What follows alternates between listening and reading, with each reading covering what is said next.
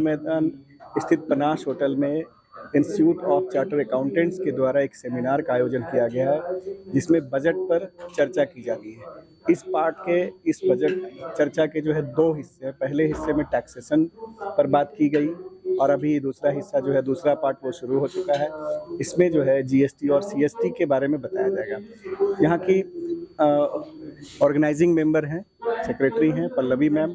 हम इनसे जानेंगे कि जो टैक्स है, बजट में जो टैक्स का प्रावधान किया गया है, उससे आम लोग को कैसे लाभ मिलेगा, कैसे वो प्रभावित होंगे, शॉर्ट में हम इनसे जानेंगे। Thank you sir. एक्चुअली अभी जो हमारा नया बजट आया है, जिसके अंदर में एक जिसको हम कहते हैं न्यू टैक्स रेजिम, इसके अंदर पुराने जो हमारे टैक्स रेट्स हुआ करते थे उसको थोड़ा चेंज किया गया। ये आया है कुछ सालों पहले, 2 साल पहले ही आया है। इस बार इसमें क्या इफेक्ट या चेंज मैं कहूँगी इसमें क्या है कि जैसे हमारे पुराने टैक्स रेजिम के अंदर में बड़े सारे हमें इनकम इन्वेस्टमेंट करने पे डिडक्शन मिलता था, चाहे वो लाइफ इंश्योरेंस का हो, हेल्थ इंश्योरेंस का हो, इन सारी चीज़ों का हमें डिडक्शन मिलता था। एक तरीके का कह लें तो बेनिफिट मिलता था हमें। तो हम इन सारी चीज़ों में सेविंग्स का एक हमारी आदत हुआ करती थी और हम इसमें किया करते थे। नए टैक्स रेजिम के अंदर में ये डिडक्शंस हमें नहीं मिलते। स्लैब रेट चेंज हो गए हैं। हमारा जो मिनिमम इनकम है वो 3 लाख से 6 लाख तक है, तो हमें टैक्स लग रहा है।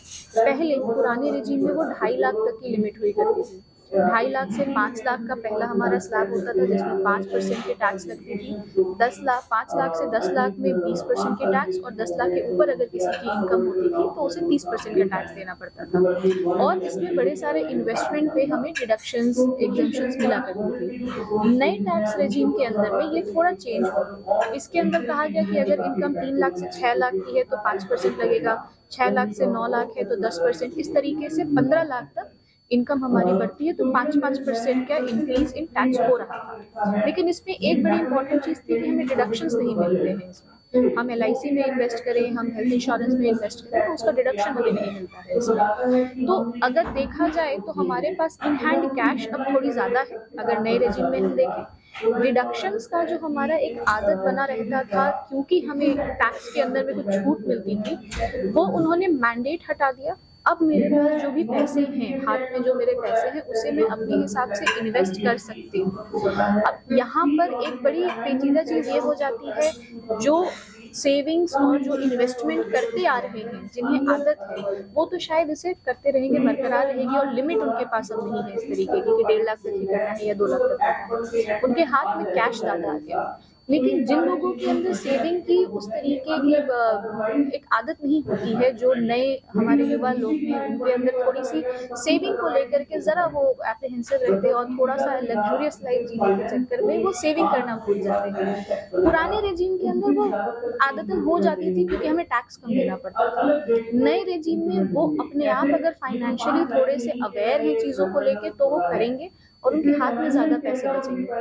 बट ये एक चीज़ अभी हमारी इनकम टैक्स के अंदर में चेंज कर दी गई है कि जो भी इनकम टैक्स रिटर्न करता है, पहले वो old tax regime by default एक चॉइस आ जाया करती थी। तो अगर हम भूल चूक रह गए और हमने चूज नहीं किया अपने हिसाब से, तो वो ओल्ड टैक्स के हिसाब से हमारा इनकम टैक्स कैलकुलेट किया करता था, और जो भी डिडक्शंस हैं, जो भी हमारा हाउस रेंट होता था, सैलरी लोगों की, उस सब की डिडक्शन हमें मिल जाती थी।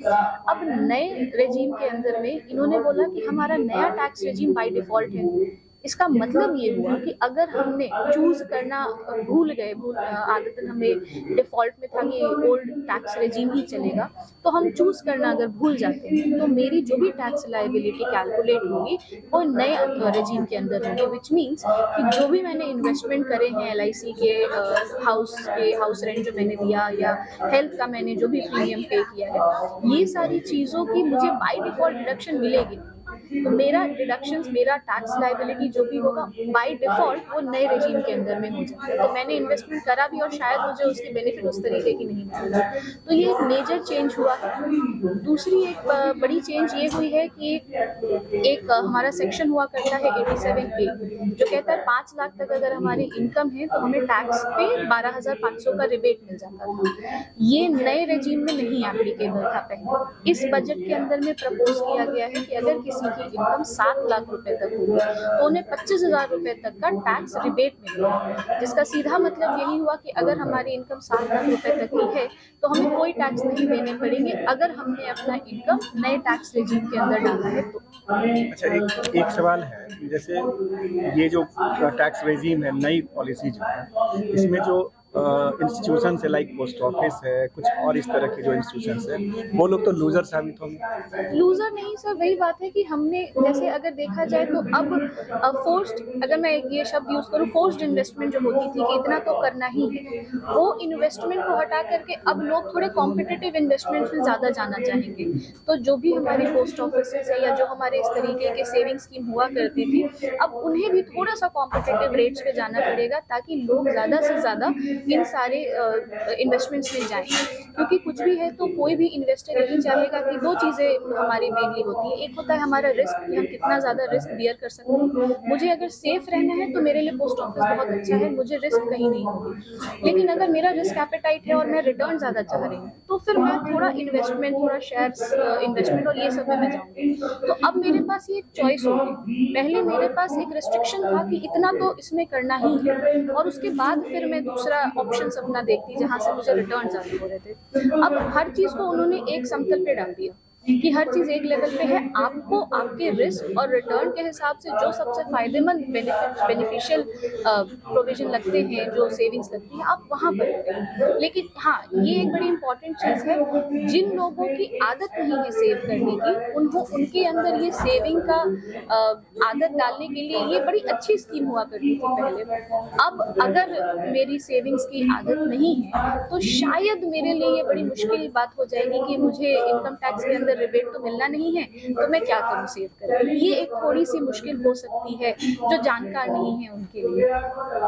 चलिए, परिचय। मैं CA Pallavi Jha, ICAI Patna branch की सेक्रेटरी हूँ। आईसीएआई पटना ब्रांच हमारा आईसीएआई जो ऑटोनोमस बॉडी है अंडर द पार्लियामेंट में कॉन्स्टिट्यूट हुआ है, उसका ब्रांच हमारा पटना में है, जिसकी मैं अभी सचिव सेक्रेटरी हूँ। ये तो पल्लवी मैम और बता रही थी कि अब लोगों को जो है थोड़ा ज़्यादा अलर्ट होना पड़ेगा, अवेयर होना पड़ेगा इन्वेस्टमेंट के प्रति। पहले जो एक मतलब ब्लैंकेट इन्वेस्टमेंट होती कि हमें इतना करना है, इतना ही करना है, उन चीज़ों को भूल करके अब नए इन्वेस्टमेंट के विकल्प को जो है वो तलाशना पड़ेगा। और जानेंगे दूसरे बजट की चर्चा के बारे में। वो चर्चा समाप्त होने के बाद info.com न्यूज़ देखने के लिए आपका बहुत बहुत धन्यवाद।